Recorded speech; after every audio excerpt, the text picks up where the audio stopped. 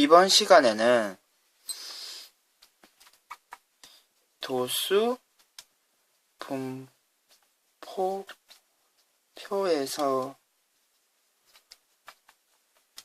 평균과 표준 편차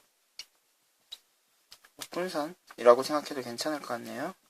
를 구하는 방법에 대해서 공부를 한번 해보도록 하겠습니다.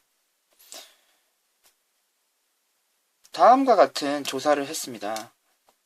학생 10명이 가입한 동아리 수를 확인을 했는데요. 다음과 같았습니다.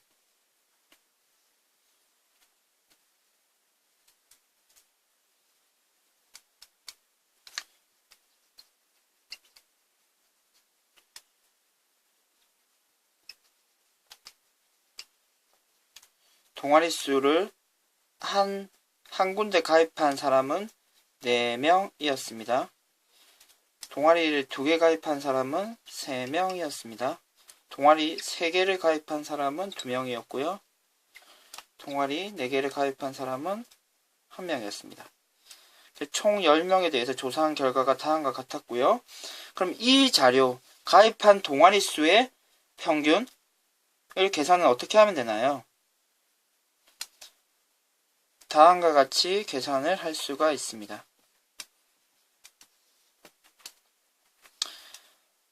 동아리 하나를 가입한 사람이 4명이기 때문에 우리가 총 가입한 동아리 개수는 4개가 되고요. 2개를 가입한 사람이 3명이기 때문에 6개, 그리고 3 곱하기 2, 그리고 4 곱하기 1. 이 숫자. 근데 총 10명이 가입한 동아리 숫자이기 때문에 이 전체 숫자를 10으로 나눠줘야 되겠죠. 그래서 평균이 2가 됩니다. 그러면 지금 이와 같은 내용을 우리가 다음과 같은 식을 통해서 나타낼 수 있는 것을 확인할 수 있겠습니까? 지금 F는 빈도수를 나타내는 거죠. 여기서는 사람 수가 되겠죠. 그리고 X는 별량으로서 여기서는 가입한 동아리의 수가 됩니다. 이와 같은 방법을 통해서 평균을 계산할 수가 있고요. 다음으로 분산은 어떻게 계산할 수 있을까요? 편차라는 개념이 도입됐는데요. 지금 평균은 이고 지금 동아리 가입한 수가 1개인 경우는 편차가 그렇죠. 마이너스 1이 됩니다. 1 빼기 별량 빼기 평균 해서 되고요. 그럼 별량이 마이너스 1인 게 4개 있는 거죠. 그리고 편차가 0인 게 3개 있고요. 편차가 1인 것이 2개 있습니다. 그리고 편차가 2인 것이 1개 있습니다. 1을 10으로 나누면요. 실제 계산을 해보면 결과가 1이 되는 것을 확인할 수 있고요. 그럼 표준 편차는요?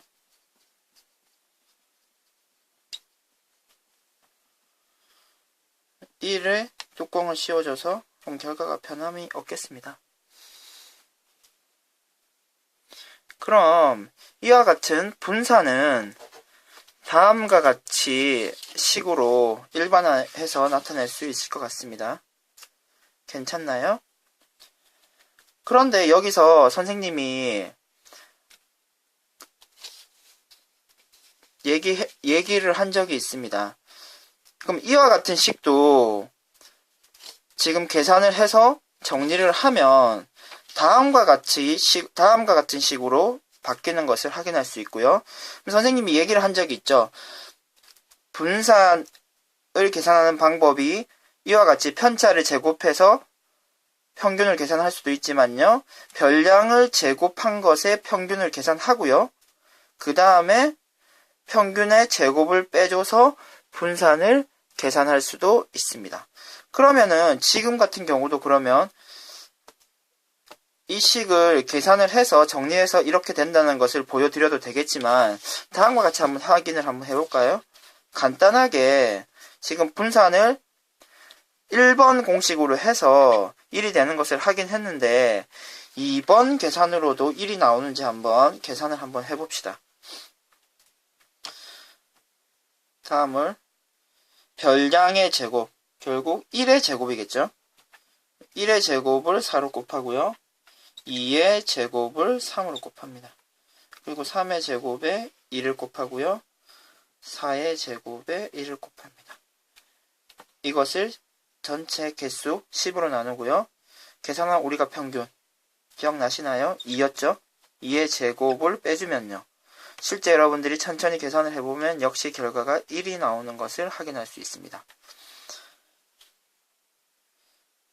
그럼 다시 한번 공식을 정리를 한번 해볼까요?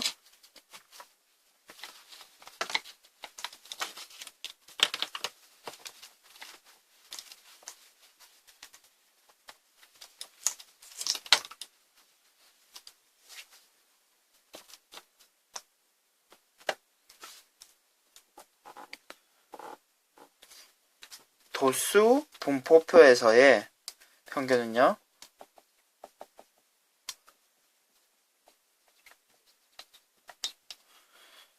평균은 이와 같이 계산을 할 수 있다. 별량 곱하기 빈도수가 각각의 별량, 빈도수가 합쳐진 게 실제로 개수가 되고 그것을 전체 빈도수로 나눠주면 되고요. 분산은 다음과 같이 편차의 제곱에 대한 빈도수를 곱해줘서 분산을 계산을 할 수가 있고요. 그리고 이 식의 변형 공식으로 다음과 같이 별량을 제곱한 것의 평균을 계산을 해서 평균의 제곱을 빼주면 분산을 역시 구할 수가 있습니다. 이상으로 수업을 마치도록 하겠습니다.